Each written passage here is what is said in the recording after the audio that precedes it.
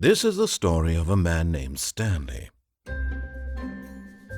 Stanley worked for a company in a big building where he was employee number 427. Employee number 427's job was simple. He sat at his desk in room 427 and he pushed buttons on a keyboard. Orders came to him through a monitor on his desk, telling him what buttons to push, how long to push them, and in what order. This is what employee 427 did every day of every month of every year. And although others might have considered it soul-rending, Stanley relished every moment that the orders came in, as though he had been made exactly for this job. And Stanley was happy. And then one day, something very peculiar happened. Something that would forever change Stanley. Something he would never quite forget. He had been at his desk for nearly an hour when he realized that not one single order had arrived on the monitor for him to follow. No one had showed up to give him instructions, call a meeting, or even say hi. Never in all his years at the company had this happened, this complete isolation. Something was very clearly wrong. Shocked, frozen solid, Stanley found himself unable to move for the longest time. But as he came to his wits and regained his senses, he got up from his desk and stepped out of his office.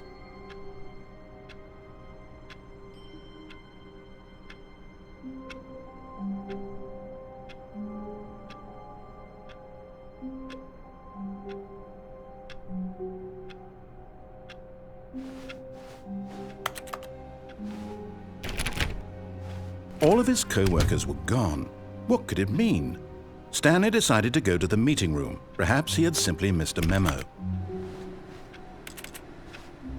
No matter how hard Stanley looked, he couldn't find a trace of his co-workers.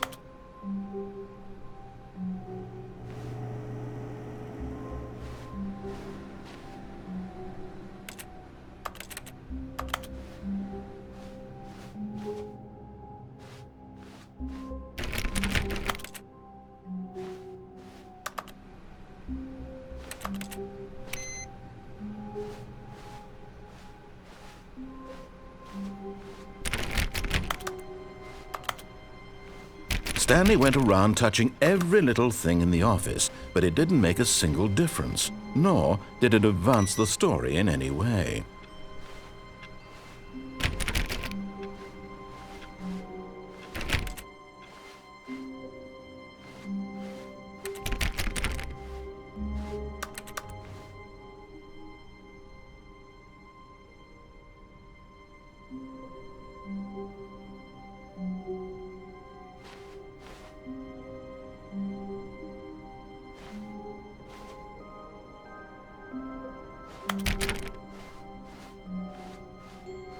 When Stanley came to a set of 2 open doors, he entered the door on his left.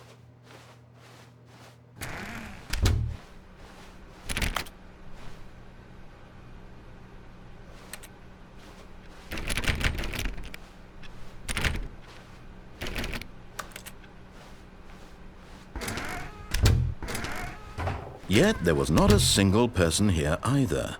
Feeling a wave of disbelief, Stanley decided to go up to his boss's office, hoping he might find an answer there.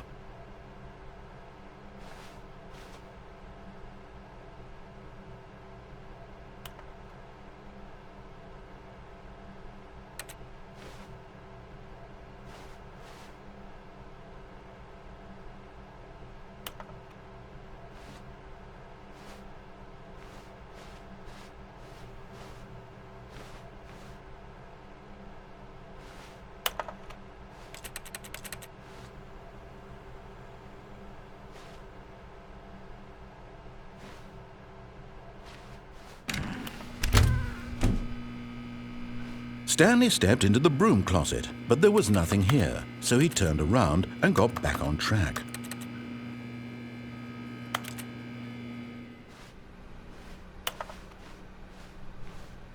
Coming to a staircase, Stanley walked upstairs to his boss's office.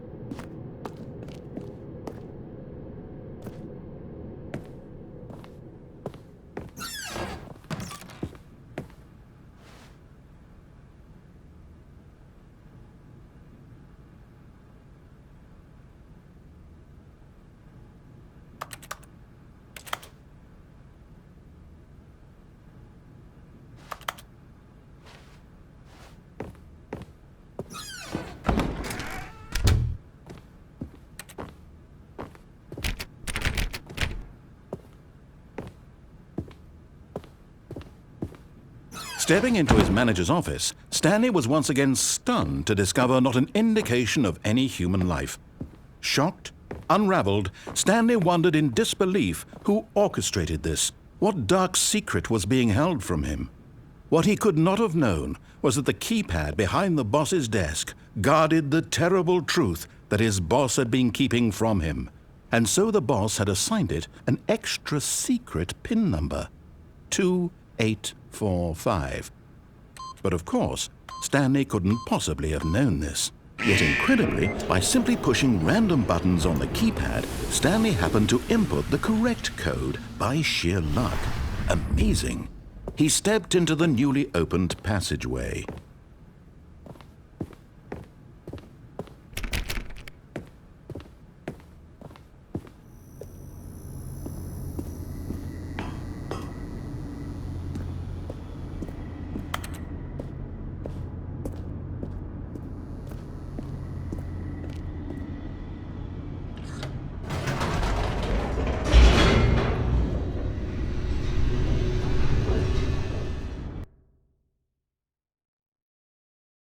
Descending deeper into the building, Stanley realized he felt a bit peculiar. It was a stirring of emotion in his chest, as though he felt more free to think for himself, to question the nature of his job. Why did he feel this now, when for years it had never occurred to him? This question would not go unanswered for long.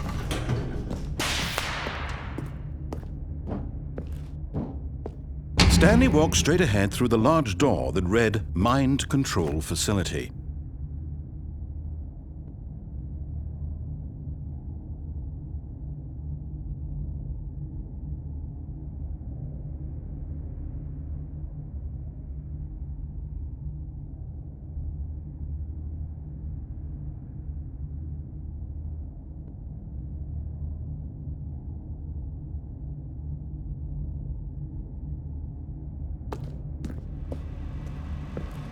Although this passageway had the word escape written on it, the truth was that at the end of this hall, Stanley would meet his violent death.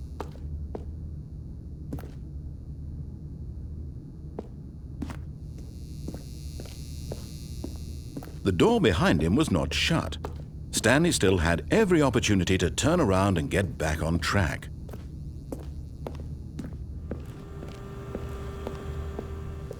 At this point, Stanley was making a conscious, concerted effort to walk forward and willingly confront his death.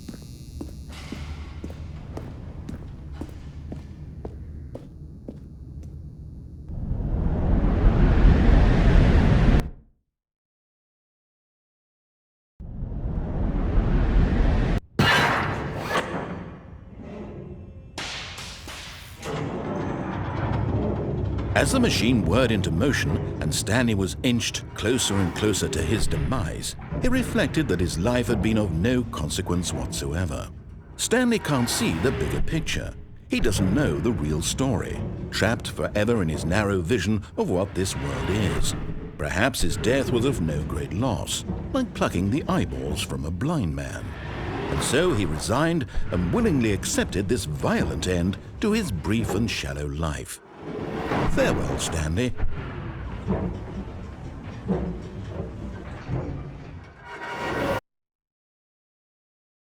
Farewell, Stanley, cried the narrator, as Stanley was led helplessly into the enormous metal jaws. In a single visceral instant, Stanley was obliterated as the machine crushed every bone in his body, killing him instantly.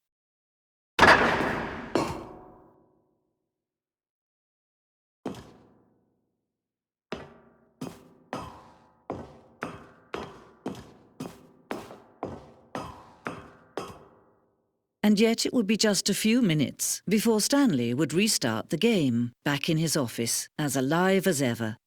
What exactly did the narrator think he was going to accomplish?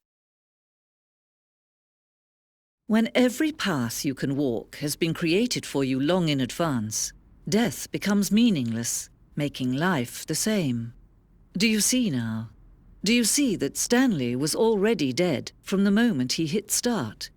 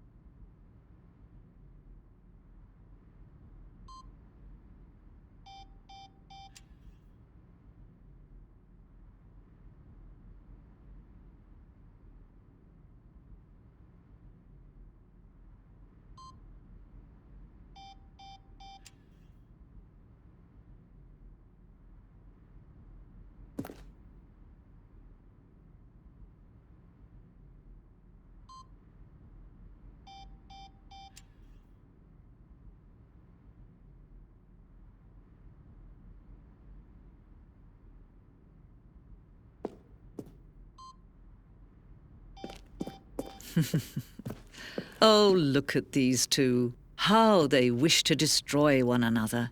How they wish to control one another. How they both wish to be free.